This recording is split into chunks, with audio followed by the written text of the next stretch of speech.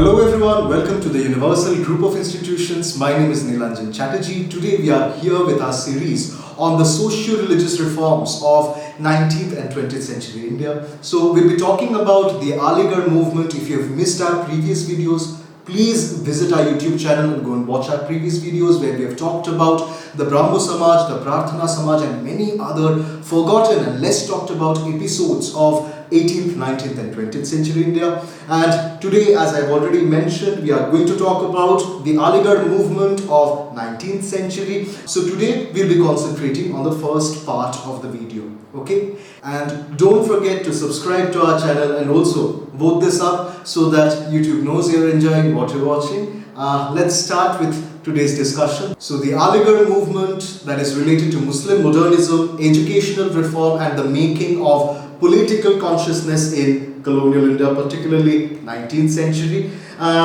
To begin with, the Aligarh movement was one of the most influential Muslim modernist movements of 19th century, centered on Sir Syed Ahmad Khan, the Muhammadan Anglo-Oriental College, and a sweeping program of social reconstruction after the trauma of 1857. I'll be discussing everything in detail. Please keep watching till the end.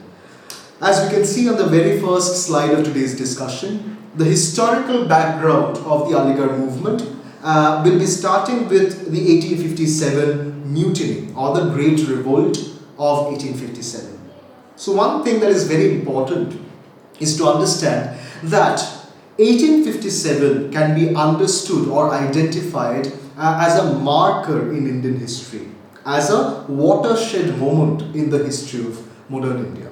Why? Because after 19th century, particularly after 1857, we see the growth of nationalist identity politics in India in a more concrete way. Okay, the Aligarh movement is also a part of that intellectual, transformation or transition. Okay, it emerged from the long transition from the Mughal decline that apparently started to take place in 18th century to the dominance of the Britishers. The North Indian elite Muslims, who are called Ashraf, okay, had been tied to the Mughal administrative culture, the Persian learning and courtly prestige, because we all already know that since 16th century, even before that, there is a strong Islamic courtly culture that is present in northern India, and that is dominating largely the upper tier of the society. Okay,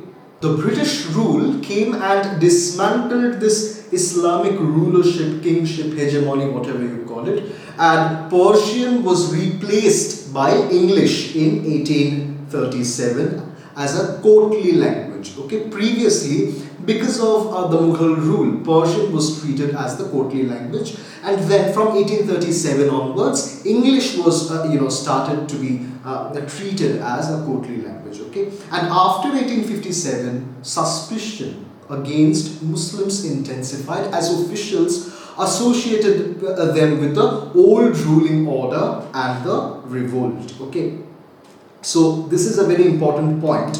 After 1857, Muslims were majorly marked as a group of rebellious people who are tremendously upset because they have lost their ruling power. Okay, they've lost their glory that they were enjoying for almost 600 years. Okay, so that is a very important identification of the Muslims that was built by the colonizers. So to understand the Aligarh movement, it is very important to also analyze what was the point of view, what was the way to look at the Muslims from the colonial perspectives in the 19th century.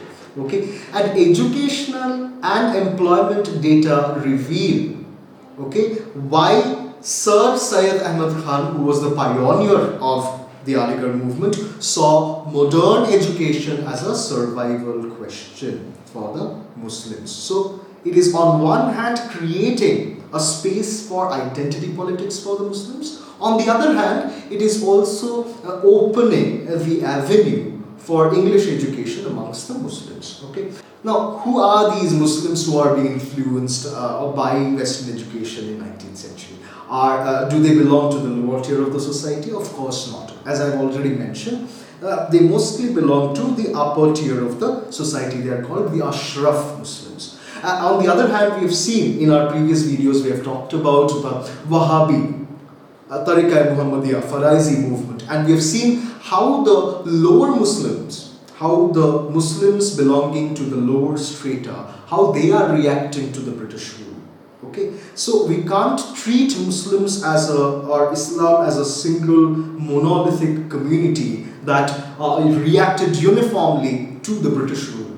On one hand, we see Titumir, Haji Shariatullah, Dudubia and other activists who are speaking against colonial oppression. On the other hand, the oppression of the Hindu Zamindas. On the other hand, we are seeing people like Sir Syed Ahmad Khan who are inviting Western modernity to reform Islam or Islamic virtues, values, philosophy in general. Okay, a politically powerful move that converted a heterogeneous population into a single administrative category requiring special attention. That is very important. Why is it important? Because for the first time you are trying to bring the Muslim population under the rubric of a single, identity in general. Okay, I'll be talking about it in detail. Let's come to the next slide. That is the numbers behind the crisis. What kind of crisis the Muslims were facing? Okay. Now, I have given 3 different case studies, as you can see on the screen. The data from Bengal and United Provinces made Muslim education and administrative decline impossible to ignore. We cannot understand Aligarh Movement or the renaissance of Islamic intellectualism in South Asia without acknowledging the very oppression that they had to face before 1870s. Okay. So let's start with the first case study, that is the case of Bengal. See, I have given one data. The Muslims, the percentage of Muslim students in colleges is 5.4% in 1875 as opposed to the Hindus who occupy almost 93.9% in the colleges. Okay, and amongst those 5.4% Muslims, only 1.5% of Muslim literates knew English. Okay, and 4.40% amongst the Hindus. Okay, so there is also a stark difference. Okay, so only 1.50% of the Muslims they know English, and compared to them, the Hindus almost 3 times more. I mean, they are almost 4.40%. They know how to speak English, or how to read English, or how to write English. Okay, so that gives you a brief understanding of the situation, green condition of the Muslims, particularly in terms of education before 1870s. And you have to acknowledge that Islam always had alternative educational institutions like madrasas and maktabs. So those were parallel educational institutions that functioned also as a motivational factors against the colonial oppression. We cannot deny that. On one hand, we are acknowledging that yes, colonial education did not penetrate the domain of Islamic intelligentsia broadly before 1870s. On the other hand, we also have to acknowledge that Islam had its alternative institutions. Okay, and it has given birth to alternative movements as well.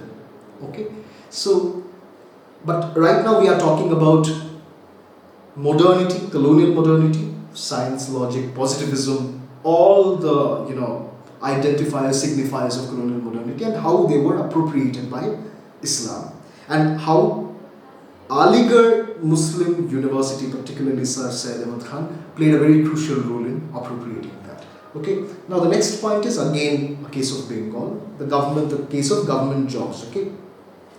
I have taken 1871 records, Muslims held only 5.9% of government posts in Bengal proper, okay, while Hindus accounted for 41%. Now, who are responsible for it? Is it only the colonial policy that is responsible? Of course not. I mean, of course, there was a colonial policy that always, identified the Muslims as a backward community, and there was a colonial tendency to mark the Muslim rule of medieval age as a rule of darkness. We all understand that. But also we have to acknowledge that there was an indifference. There was a reluctance amongst the Muslims to get involved in Western education. Okay, that is a political choice. I am not denying the importance of that choice, but it was there. We have to acknowledge. Okay. Now the third point is UP. The third case study is UP. Okay, the declining share. Now what is it? Muslim share in subordinate services, okay, fell from 63.9% in 1857 to 34.7% by 1913, while Hindu share rose from 24.1% to 60%. Now who's responsible for it? Okay.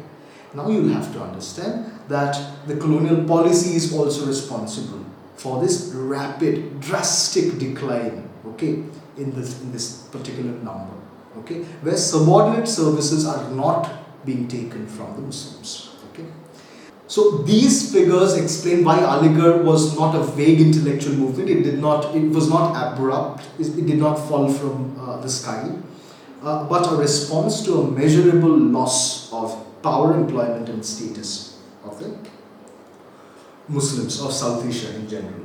Okay, there are a lot of misconceptions, half-baked information about Aligarh Muslim University and the Aligarh movement in general. I'll try to dissect and try to scrutinize every bit of it. Okay. Now let's come to Sir Syed Ahmad Khan, the man and his mission. Who is Sir Syed Ahmad Khan? Why is he so important? And how did he create a platform like Aligarh Muslim University? So there is a blue box on the left side of the screen where you can see that who was Sir Syed Ahmad. Okay. So Sir Syed Ahmad Khan was born into a Delhi aristocratic family, okay, on 17th October 1817, and he was connected with both the Mughal court and the East India Company. Okay, he was trained in Indo-Islamic learning and colonial administration. A man who was deeply connected to, on one hand, the Islamic traditional intellectual culture. On the other hand, he was also a part of the colonial administration and was also directly influenced by colonial modernity. Okay, what was the core argument of Sir Syed Ahmad Khan? So his core argument, as we can see from the documents of 1863, in a speech at the Muhammadan Literary Society of Calcutta, Sir Syed Ahmad Khan argued that Muslim backwardness came from the ignorance of modern philosophy, science and arts. Now, what is modern philosophy, science and arts? It's very crucial. So it is not any other kind of philosophy, okay? It is modern philosophy. Why is it so important?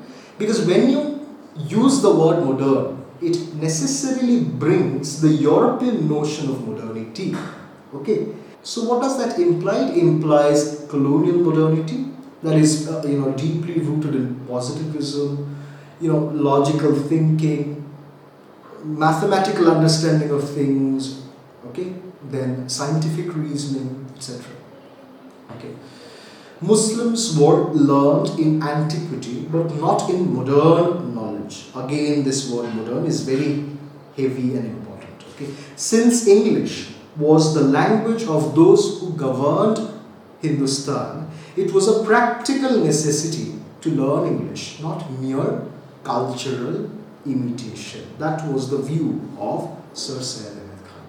So once you acknowledge that yes, India is governed by a group of Britishers, to understand the nature of governance, to understand the language of the people who are governing us, you have to know English. So that was his viewpoint. Also, if they rely on something, an ideological compound called modernity, you also have to know what is modernity.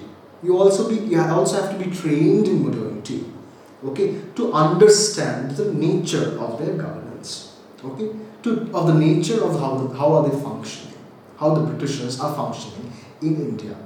So that is why Sir Syed Ahmad Khan started to propagate English education and modern thinking, okay. His reform project mediated between Islam and modern science, okay, a balance between these two things, Urdu and English, old elite status and new bureaucratic opportunity. So there is already an old elite status of the Muslims that they've enjoyed during their prolonged ruling period, and of course it is getting mingled with Western modernity, okay. His 7-month visit, Sir Syed Ahmad Khan's 7-month visit to England from 1869 to 1870 was a turning point, deepening his conviction that religion and modern education must be combined. So that is a very important facet of Sir Syed Ahmad Khan's understanding of education in general. So that is it for today. Thank you very much for watching. We'll be coming with the next episode of the Aligarh Movement. Please keep on watching our videos and don't forget to subscribe to our channel. And also, if you like this video, vote this up so that YouTube knows you're enjoying what you're watching. See you in the next one.